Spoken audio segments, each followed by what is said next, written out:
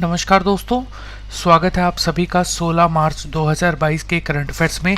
तो चलिए शुरुआत करते हैं आज के हमारे करंट अफेयर्स की। बट उससे पहले हम एक लाइक का टारगेट रखते हैं। 150 लाइक्स का हमारा जो टारगेट है वो आज हमें यहाँ पर अचीव करने के लिए आप हमारी हेल्प जरूर करें। तो चलिए शुरुआत करते हैं पहले हमारे रिविजन्स के क्वेश्चंस के साथ। भारतीय बीमा नियामक और विकास प्राधिकरण के अध्यक्ष कौन बने हैं? ये बने हैं देवाशीष पांडा।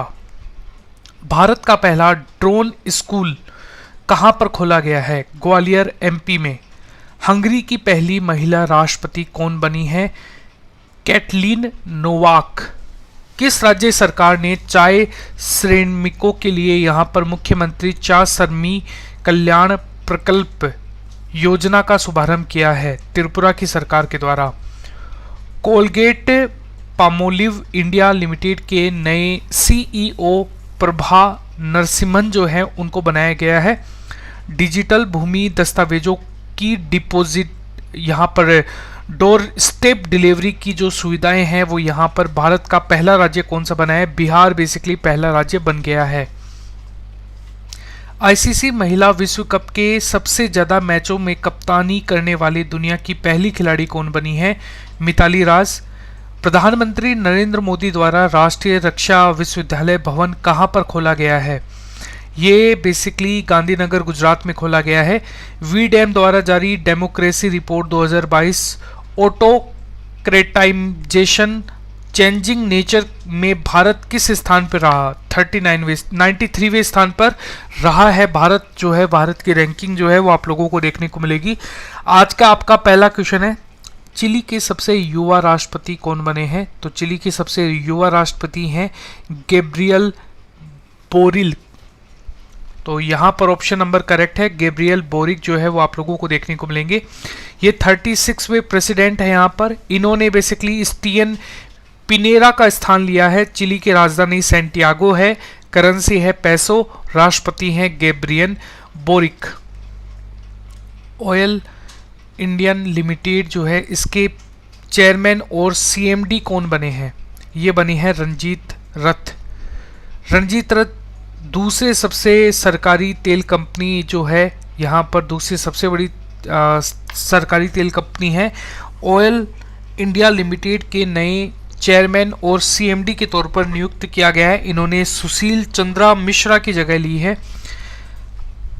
OIL जो है बेसिकली इसकी स्थापना यहाँ पर 18 फरवरी 1959 के अंदर हुआ था। इसका मुख्यालय नोएडा में है, उत्तर प्रदेश में। Badminton tournament German open super 300 में पुरुष एकल का खिताब किसने जीता? ये जीता है कुनलावुत विदित सारना, थाईलैंड की है ये। बैडमिंटन टूर्नामेंट जर्मन ओपन 300 के फाइनल मुकाबले में थाईलैंड के कुनलावुत जो है इन्होंने भारतीय खिलाड़ी लक्ष्य सेन को यहां पर 18-21 से हराकर जर्मनी ओपन 300 का खिताब जो है वो इन्होंने जीत लिया है। महिला एकल का खिताब चीन की ही बिंगजियांग ने जीता है।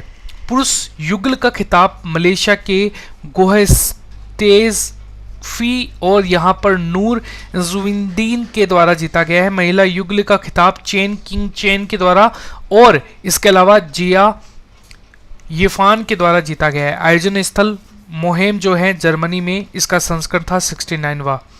अंतर्राष्ट्रीय गणित दिवस 2022 कब मनाया गया? ये बेसिकली मनाया गया है 14 मार्च को। अंतर्राष्ट्रीय गणित दिवस को पाई दिवस के रूप में मनाया जाता है। अंतर्राष्ट्रीय गणित दिवस मनाने का उद्देश्य लोगों को वैज्ञानिक और प्रौद्योगिकी में गणित की आवश्यकता भूमिकाओं के बारे में शिक्षित करना और जीवन की जो गुणवत्ताएं हैं यहाँ पर उनको सुधारने में यहाँ पर जो गणित का योगदान है उसको यहाँ पर समर्पित दिखाया गया है एवरीवन। इस बार की थीम है गणित एकता।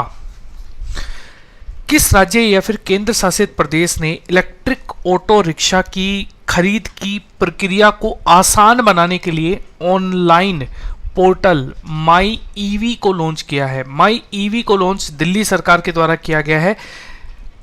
पोर्टल को कन्वर्जेंस एनर्जी सर्विसेज लिमिटेड जो है MyESL के साथ मिलकर विकसित किया गया है। माई ईवी पोर्टल की सहायता से ई रिक्शा खरीदने वाले ग्राहकों को सरकार मदद उपलब्ध कराई जा सकेगी यहाँ पर, और इसके माध्यम से दिल्ली सरकार इलेक्ट्रिक रिक्शा खरीदने वालों को 25,000 रुपये से 30,000 रुपये के बीच में